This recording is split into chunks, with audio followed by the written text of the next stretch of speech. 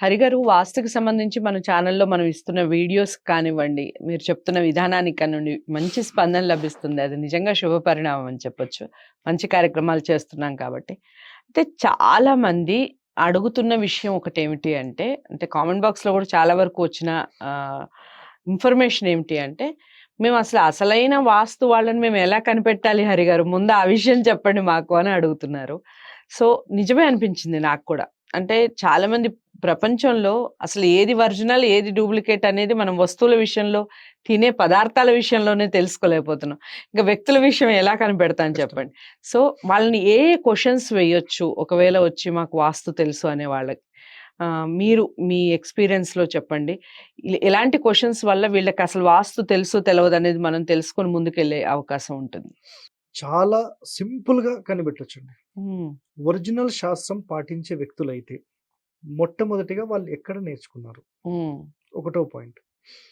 ఒక బిల్డింగ్‌కి సంబంధించిన బ్రహ్మసూత్రము, సోమసూత్రము, ఇంటి యొక్క ఆయుష్షు లేదంటే ఆయాది, గణితం కట్టే విధానం ఎలా ఉంటుంది? ఒక ఇంటికి సంబంధించిన గణితం కట్టే వ్యక్తులు హ్మ్. ఎట్లా ఉంటారంటే, టోటల్‌గా మనకు హస్త ప్రమాణం, హ్మ్. తాళం ప్రమాణం, వితస్తి ప్రమాణం, అంగుళ ప్రమాణం, మానాంగుళం, మాత్రాంగుళం, యవాంగుళం ఓకే. ఇలాంటి కొలతల ప్రకారమే ఇంటికి సంబంధించిన గణితం కడతారు. ఓకే. ఇది పూర్వీకులు పాటించిన విధానాలు. హ్మ్. ఈవెన్ ఒక ఉంగరానికి కూడా, ఒక లాకెట్‌కి కూడా హ్మ్. మనకు ఆయాది గణితం కట్టేవాళ్ళు. రైట్. ఇప్పుడు నేను సింపుల్‌గా చెప్పాలంటే, పెద్ద పెద్ద మహారాజులు పాటించిన ఈ ఇవి ఉంటాయి గదా! ఏమంటారు మన గొలుసులు అంటారు గదా! హ్మ్. హ్మ్. సో, వాటికి సంబంధించిన లాకెట్స్ ఉంటాయి చూసారా? పెద్ద అవును. పెద్ద చైన్స్‌కి లాకెట్స్ హ్మ్. ఉంటాయి. హారాలు. హారాలు, హ్మ్. హారాలు. ఆ హారానికి సంబంధించిన లాకెట్ ఉంటుంది గదా! అవును. ఆ లాకెట్ కూడా ఆయన నక్షత్రానికి మ్యాచ్ చేసి కట్టింది. ఓహ్! కాబట్టి దాన్ని చూస్తే ఒక లుక్ అనేది ఉంటుంది. ఇప్పుడు ఓకే. జనరల్ లాకెట్స్ అయితే కరగబెడతాం, మళ్ళీ తీసేస్తాం. హుహు. కొలతల ప్రకారం కట్టింది చాలా వైబ్రేషన్ క్రియేట్ చేస్తుంది.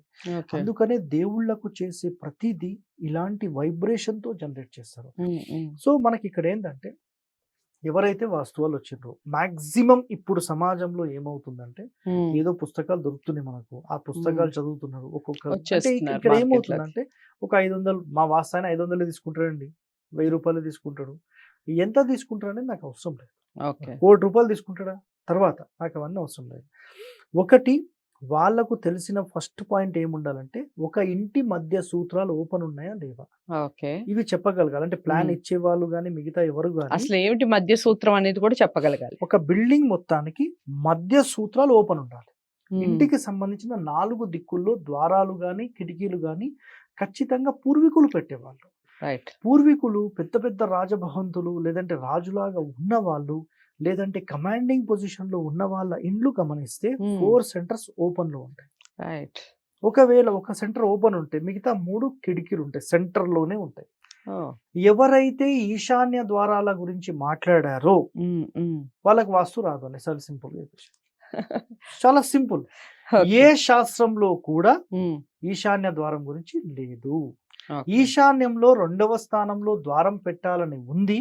కానీ అది సబ్ డోర్‌కి మాత్రమే. ఓకే. కానీ ప్రధాన ద్వారమే వీళ్ళు తీసుకొచ్చి ఈశాన్యంలో పెట్టడం 100% శాస్త్ర రాంగ్. విరుద్ధం.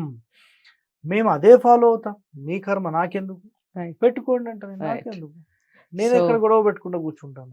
సో, ఈ మీరన్నట్టుగా చిన్న చిన్న మిస్టేక్స్‌ని అబ్జర్వ్ చేస్తే వీళ్ళు వాస్తు ప్లానర్స్ కాదు అన్న విషయం మనకు తెలుస్తుంది. తెలుస్తుంది.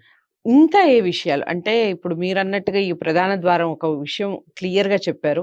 ఇంకా ఏదైనా వాళ్ళని వేరే ఇంకేమైనా క్వెషన్స్ వేయొచ్చంటారా? అంటే మీకు ఎన్నో ఇది ఉంటాయి. తెలుసా? ఇది తెలుసా? అని చాలా విషయాలు మనం ఈవెన్ మన ఇంటికి మార్కెటింగ్ సేల్స్ మ్యాన్ వస్తేనే ఎందుకు మేము నిన్న ఇంతకు కొన్నాము. ఇవాళ నువ్వెందుకు ఇంత చెప్తున్నావు అని అడుగుతారు. యెస్. సో, మీరు చెప్పండి హరిగారు. ఇంకా ఏదైనా విషయాలు క్లారిటీగా కనుక్కోవాలి. వీళ్ళకి వాస్తుకి అసలు ఏ మాత్రం ఐడియా లేదు అనేది వీళ్ళకొక ఐడియా రావాలి అంటే, ఇంకా ఎలాంటి చాలా క్వెషన్స్ వేయాలి? సింపుల్‌గా ఒకటి చెప్పానేంటంటే, హ్మ్. ఈశాన్య ద్వారాలు పెట్టే వాళ్ళకు 100% వాస్తు తెలీదు. బుక్స్ హ్మ్. నుంచి నేర్చుకున్న వాళ్ళే. రైట్. ఒకటి క్లియర్ కట్. రెండవది అసలు ఇంటికి సంబంధించిన నిష్పత్తి ఎలా ఇస్తున్నాడని తెలుసుకోవాలి. ఓకే. మూడవది వచ్చి అది పగలగొట్టు, ఇది పగలగొట్టు అని చెప్పే వాళ్ళే ఉంటారు. అవును. అయితే ఇందులో ఏమవుతుందంటే, ఒకసారి వచ్చిన వ్యక్తి ఒకటి చెప్తే మళ్ళీ ఇంకోసారి అదే వ్యక్తి వస్తే మళ్ళీ ఇంకోటి అసలు పగలగొడుతూ కట్టిని ఉంటాడు. కూడా మళ్ళీ కూలగొట్టే వాళ్ళు కూడా మళ్ళీ చాలా మంది కూలగొట్టే వాళ్ళు ఉంటారు. ఉంటారు. ఇదొకటి. నెక్స్ట్ ఆగ్నేయంలో గనక మెట్లు పెడితే మళ్ళీ ఈశాన్యంలో పిల్లర్ పెట్టిస్తారు. ఓకే. అది నాట్ రిక్వైర్డ్. దానికి కండిషన్స్ ఉంటాయి. ఎందుకంటే ఇక్కడ ఏమవుతుందంటే మీకు ఈశాన్యం పెరిగిందని, ఆగ్నేయం కట్ అయిందని రైట్. మాటలు చెప్పేవాళ్ళు ఉన్నారు. అయితే ఇంటి నుంచి ఎప్పుడైతే ఎక్స్టెన్షన్ గోడ పెరిగిందో అప్పుడు మాత్రమే ఈశాన్యం అనేది పెంచాలి. రైట్. సో ఆ నాలెడ్జ్ కూడా లేకుండా చాలా మంది ఏం చేస్తారంటే ఈశాన్యం నుంచి ఆగ్నేయం వరకు మళ్ళీ ఒక గోడ కట్టించేసి లోపల బ్లాక్ చేస్తారు. రైట్. సో ఇదొకటి. ప్లస్ ఇంటికి వచ్చిన తర్వాత అందరినీ భయపెడుతూ ఉంటారు. నీకు అది జరుగుతుంది, నువ్వు ఇది చేయకపోతే ఇది జరుగుతుంది ఇవి అనేవాళ్ళు. కూడా ఉంటాయా? దాని ఓకే. తర్వాత ఇంటికి సంబంధించిన బెడ్రూమ్స్ ఉంటాయి కదా, ఆ మ్మ్. బెడ్రూమ్ కి సంబంధించిన వాయువ్యం కానీ లేదంటే తూర్పు వైపు కానీ ఆగ్నేయం వైపు కానీ టాయిలెట్స్ ఎక్స్టెన్షన్ అయినప్పుడు మనకు బయట టాయిలెట్ ఉన్నా కూడా ఆ రూమ్ కి ఈశాన్యం తెగింది, ఈ ఇంటి లోపల మగవాళ్ళ అభివృద్ధి ఉండదు అని చెప్పి రైట్. భయపెడుతూ ఉంటారు. ఓకే. అదొకటి. అంటే ఇక్కడ ఏమవుతుందంటే మ్మ్. ప్రధాన నియమాలు పాటించకుండా చిన్న చిన్న చిల్లర విషయాలన్నీ తీసుకొని భయపెట్టేసి పోతారు. రైట్.